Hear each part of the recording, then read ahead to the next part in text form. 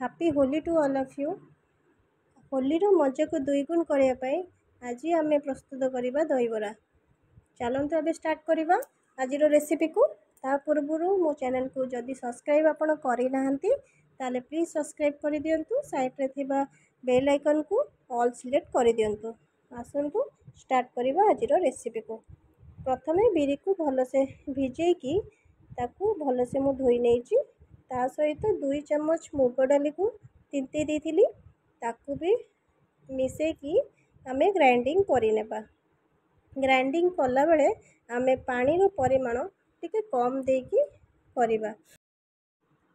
एठी मो बिना सोडा कि मसला किछि भी यूज न करिकी दहीबरा आमे आज बनैबा। प्रथमे एठी सबुठ इम्पोर्टेंट जिनस होची बिरी को फेणैबा। बिरी को आपण जते फेणैबे बराटा सेते सॉफ्ट हेबो। तेणु करी आपण छाणीबा पर्यंत तेल रे पकेइबा पर्यंत आपण भलसे ताकू फेणै नेबे। एबे गोटे कड़ाई नेबा ता देहरे तेल गरम करदेबा बरा को छाणीबा पई। एबे आराम से आमर ग्राइंडिंग हेतिबा बिरी रे कौनसी भी जिनस आमे एठी ऐड करबा नाही।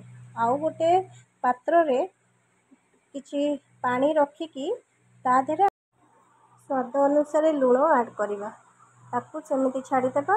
एबे स्टार्ट करवा बरा। एबे मु बरा छाणीबा पई एठी कदली पत्र यूज करिछि। अवेलेबल थिला सेति मो कदली पत्र यूज करिछि। आपण चाहिले कोनोसी आपण किछि भी आपण यूज करि परिबे। मते सहज होइछि कदली पत्र। एबे मो बरा को छाणीबा स्टार्ट करि देछि। देखंतु बरार साइज मु एठी बरा को बेसी कड़ा करके छाणीबे नाही।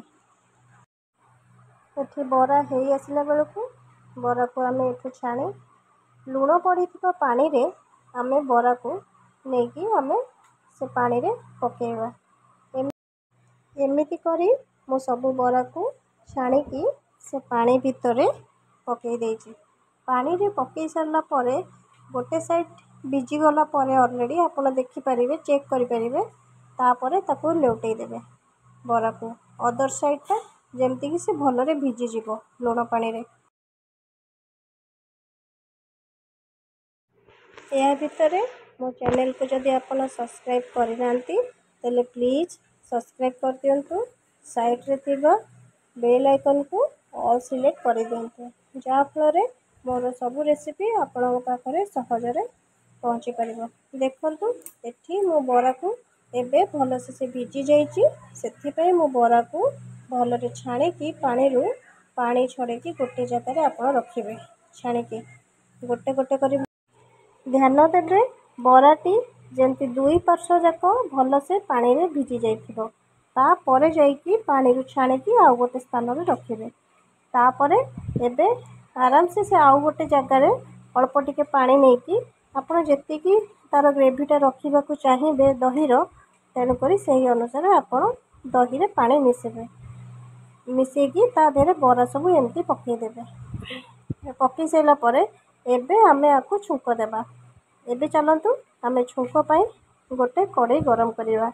कड़ाई रे टिके तेल पकेइकी मने रखंतु एठी भृसुंग पत्र जो पकेइबे सेटा फ्रेश हेइथिबा दरकार। जदि फ्रेश हेइथिबो तार टेस्ट टिके बढ़ी जिवो। किछि एबे छुंक हो सारा परे से छुंक को दही बरा रे ऐड करि देबे। तापरे ताकू भलसे मिक्स करि देबे। मिक्स कला परे जीरा को खाली जीरा को भाजी थिबे ताकू एठी भलसे जाब ताकू मिक्सिंग करि सारला परे से जीरा गुंड को एठी ऐड करि देबे। एठी दही बराटी घरे थिबा सामग्री रे मो अति सहज रे बनेकी आपण पाखकू आनिछि। आपण एठी कोनोसी जिंस बाहर किछि यूज न करी भी आपण करि परिबे। घरे थिबा बिरी रे चोपा लगा बिरी रे भी आपण एटा बनेई परिबे। जोटा कि मु भी एठी चोपा लगा बिरी रे ही बनेइछि। आपण स्टार्टिंग रु देखिथिबे बिरी धोइला बेले ताथरे किछि किछि चोपा थिला। एबे देखंतु पूरा रेडी हे गला आपणकर दही बरा। देखंतु दही बराटा केते सुंदर देखा जाउची जेमिति बाहरु किणा हेकी आसिला पर के देखा जाउची। ଆପଣ ଚାହିଁଲେ ଏଇଟା ଘରେ ବନେଇକି ବି ଆପଣ ବି ଏମିତି ଏହି ପ୍ରୋସେସ୍ରେ କରିପାରିବେ।